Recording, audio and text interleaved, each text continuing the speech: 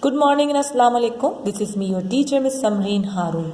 Children, today we are going to recite a daily supplication. So please take out the copy, take out the book and open the page number 2. Okay, this is the page number 2 and we had learned 3 supplication on Friday. हम Friday को ये 3 supplication ऊपर की जो है learn कर चुके हैं and today we are going to recite these 3 supplication more. Okay, so our first supplication is today's first supplication is, which supplication should we recite it before we drink milk? कौन सी supplication हमें पढ़नी चाहिए before we drink, दूध पीने से पहले? Which supplication should be recited before we drink milk? तो supplication is Allahumma barik lana fihi wa zidna minhu.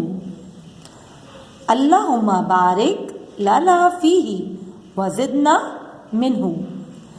हम इस दुआ में अल्लाह ताला से अपने दूध जो पी रहे हैं उसमें अल्लाह ताला से कहते हैं कि या अल्लाह हमें ब्लेस करें, हम पे रहमतें डालिए और हमारे लिए इन रहमतों को बढ़ा दीजिए. हम ओके, तो हम अल्लाह ताला से रहमतें और बरकतें मांगते हैं. दूध तो वैसे ही आपको पता है कि हर एक को, ना सिर्फ बच्चों को बल्कि बड़ों तक को भी पीना चाहिए क्योंकि इसमें बहुत ज़्यादा कैल्शियम होती है और जो कि हमारी बोन्स के लिए बेहतर मुफीद है. ओके चिल्ड्रन, और जो दूध नहीं पीते उन्हें भी चाहिए कि वो मिल्क ड्रिंक करें और जब भी before drink the milk you have to recite this supplication.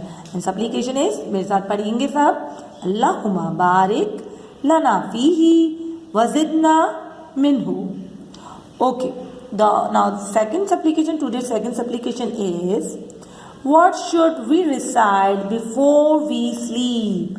Sleep means सोना. कौन सी supplication पढ़नी चाहिए हमें सोने से पहले? The supplication is Allahumma bismika amutu wa ahya. Allahumma bismika amutu wa ahya.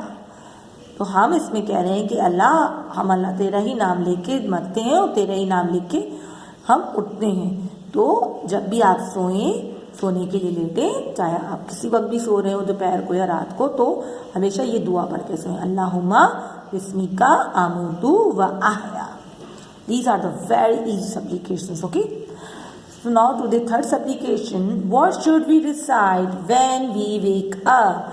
जब भी हम वेक अप मतलब सो के उठना. जब भी हम सो के उठे तो क्या दुआ पढ़नी है? अल्हम्दुलिल्लाहिल्लज़ी अहयाना बादा मातना व इलैहिन नुशूर. अल्हम्दुलिल्लाहिल्लज़ी अहयाना बादा मातना व इलैहिन नुशूर. ओके चिल्ड्रन, तो हम इस दुआ को भी याद करेंगे क्योंकि थोड़ी सी बेलंदी, लेकिन टू मच इजी. देखो ना कितनी इजी है. अल्हम्दुलिल्लाहिल्लज़ी अहयाना बादा मातना व इलैहिन नुशूर.